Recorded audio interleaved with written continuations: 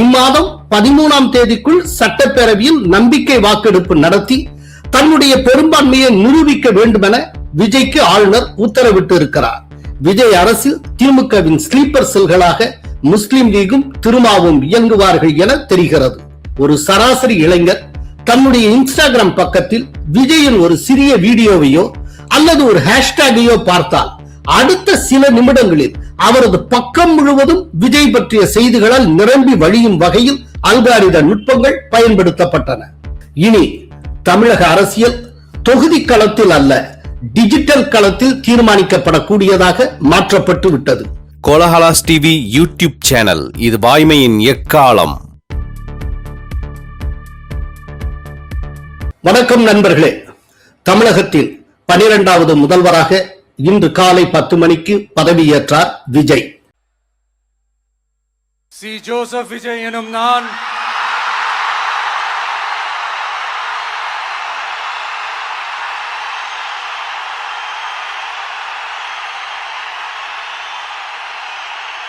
சட்டப்படி அமைக்கப்பெற்ற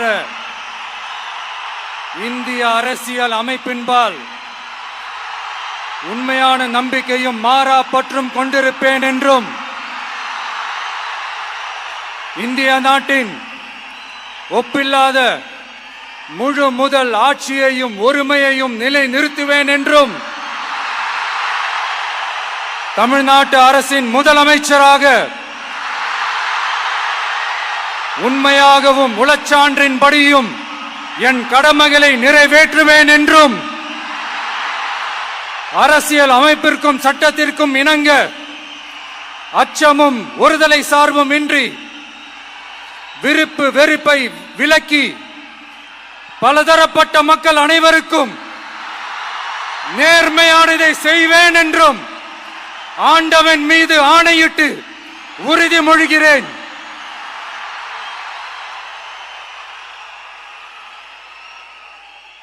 நேற்று மாலை விடுதலை சிறுத்தைகள் கட்சியும் முதலில் ஆதரவு தர மறுத்த இந்திய யூனியன் முஸ்லிம் லீகும் தங்கள் ஆதரவை அறிவித்தன. நாங்கள் இந்த முடிவை இடதுசாரிகளோடு இணைந்து எடுத்திருக்கிறோம். இடதுசாரிகளும் வெளியிலிருந்து தாவேகா ஆட்சி அமைப்பதற்கு மட்டுமே ஆதரவை நல்கியிருக்கிறார்கள். விடுதலை சிறுத்தைகளும் தாவேகா ஆட்சி அமைப்பதற்காக மட்டுமே குடியரசுத் தலைவர் ஆட்சியை வரவிடாமல் தடுப்பதற்கு இந்த ஆதரவை நல்கியிருக்கிறோம். அவ்வளவுதான். தமிழகத்தில் அரசு அமைப்பதற்கு இந்திய யூனியன் முஸ்லீம் லீகின் 2 உறுப்பினர்களும் நிபந்தனையற்ற ஆதரவை எல்லா வகையிலும் அளித்து துணை புரிவர் என்பதை இக்கூட்டம் தெரிவிக்கிறது. இவ்விரு கட்சிகளும் தலா 2 எம்எல்ஏக்கள் பெற்றிருப்பதால் தாவேகாவின் பலம் 120ஆக அதிகரித்தது. இதையடுத்து ஆளுநரை சந்திக்க விஜய் தரப்பில் அனுமதி கோரப்பட்டது. நேற்று மாலை 6:30 மணி அளவில் தன்னை சந்திக்க விஜய்க்கு நேரம் ஒதுக்கினார் ஆளுநர். நேற்று இரவு 7:20 மணிக்கு விமானம் மூலம் திருவனந்தபுரம் செல்ல திட்டமிட்டிருந்த ஆளுநர் விஜய்க்காக தன்னுடைய பயணத்தை ரத்து செய்தார். நேற்று மாலை 6:30 மணிக்கு ஆளுநரை நேரில் சந்தித்த விஜய் தனக்கு ஆதரவளிக்க முன் வந்திருக்கக்கூடிய பிற கட்சி எம்எல்ஏக்களின் கடிதங்களை சமர்ப்பித்தார். இதைத் தொடர்ந்து ஆட்சி அமைக்குமாறு விஜய்க்கு ஆளுநர் அழைப்பு விடுத்தார். இந்த அழைப்பை தொடர்ந்து இன்று காலை 10 மணிக்கு சென்னை நேரு உள் விளையாட்டு அரங்கில் தமிழகத்தின் 12வது முதல்வராக பதவியேற்றார் விஜய். அவருக்கு பதவி பிரமாணமும் ரகசிய காப்பு பிரமாணமும் ஆளுநர் செய்து வைத்தார். இம்மாதம் 13ஆம் தேதிக்குள் சட்டப்பேரவையில் நம்பிக்கை வாக்கெடுப்பு நடத்தி தன்னுடைய பெரும்பான்மையை நிரூபிக்க வேண்டும் என விஜய்க்கு ஆளுநர் உத்தரவிட்டு இருக்கிறார். ஆளுநரை விஜய் சந்தித்த போது காங்கிரஸ் தலைவர் செல்வ பெருந்தகை, சிபிஎம் மாநில செயலாளர் சண்முகம், சிபிஐஎம் மூத்த தலைவர் K Balakrishnan, CPIM MP Su Venkatesan, விசிக எம்எல்ஏ வன்னியரசு உள்ளிட்டோர் உடனிருந்தனர்.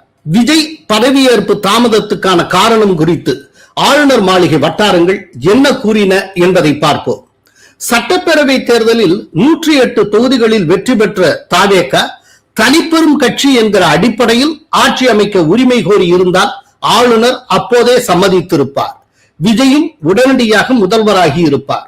ஆனால் கூட்டணி ஆட்சி அமைக்க இருப்பதாகவும் காங்கிரஸ் கட்சியின் 5 எம்எல்ஏக்கள் தங்களுக்கு ஆதரவு தந்திருப்பதாகவும் கூறி விஜய் தன்னுடைய முதல் கடிதத்தை ஆளுநரிடம் வழங்கினார்.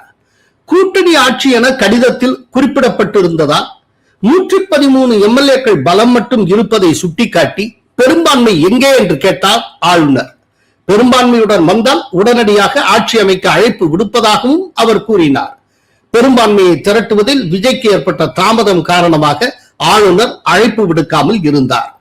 நேற்று பெரும்பான்மை கிடைத்ததை அடுத்து விஜய்க்கு ஆட்சி அமைக்க ஆளுநர் அழைப்பு விடுத்தார் என்று ஆளுநர் மாளிகை வட்டாரங்கள் தெரிவித்தன.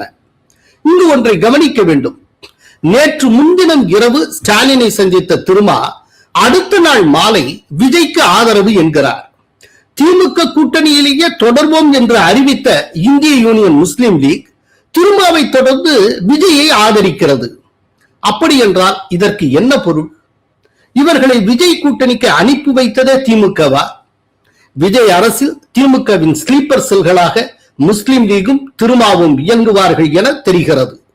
நாளை திமுகவுக்கு எதிரான நடவடிக்கைகளை விஜய் அரசு மேற்கொண்டால் தன்னுடைய ஸ்லீப்பர் செல்கள் மூலம் விஜயை டிஎம்கே தலைமை சுண்டி இழுக்கலாம். எதையும் திமுக விஞ்ஞானபூர்வமாகத்தான் செய்யும். இனி விஜய் எனும் நடிகரை எப்படி வெற்றிகரமான அரசியல்வாதியாக பிம்பப்படுத்தினார்கள் என்பதை பார்ப்போம். திரையுலக நடிகராக உச்சம் தொட்ட விஜய் இன்று தமிழக அரசியலில் தவிர்க்க முடியாத சக்தியாக உருவெடுத்திருக்கிறார். இதற்கு மூளையாக இருந்தவர் ஜெகதீஷ் பழனிசாமி.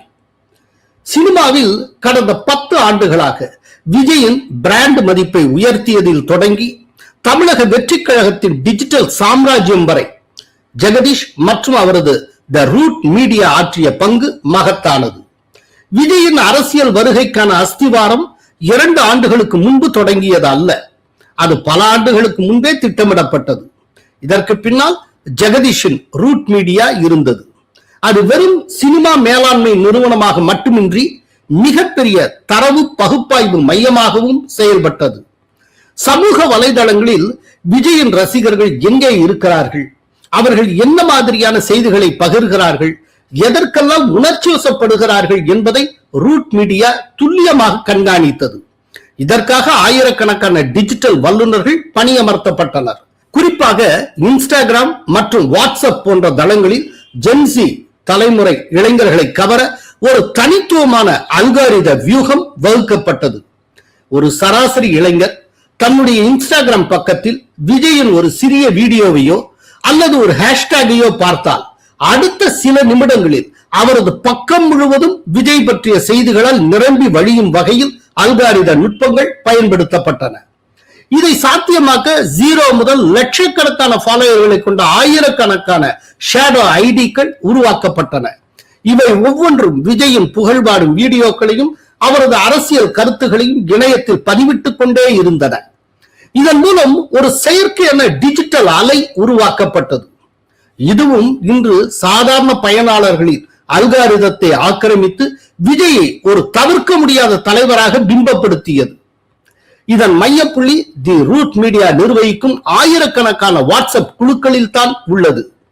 மற்ற அரசியல் கட்சிகள் தேர்தலின் போது மட்டும் வாட்ஸ்அப் குழுக்களை தொடங்குகின்றன அல்லது ஏற்கனவே இருக்கும் குழுக்களை வீரியமாக பயன்படுத்துகின்றன. ஆனால் ஜெகதீஷின் குழு கடந்த 5 ஆண்டுகளாகவே தமிழகத்தின் ஒவ்வொரு ரசிகர் மன்றத்தையும் ஒருங்கிணைத்து வாட்ஸ்அப் குழுக்களை வலுப்படுத்தியது.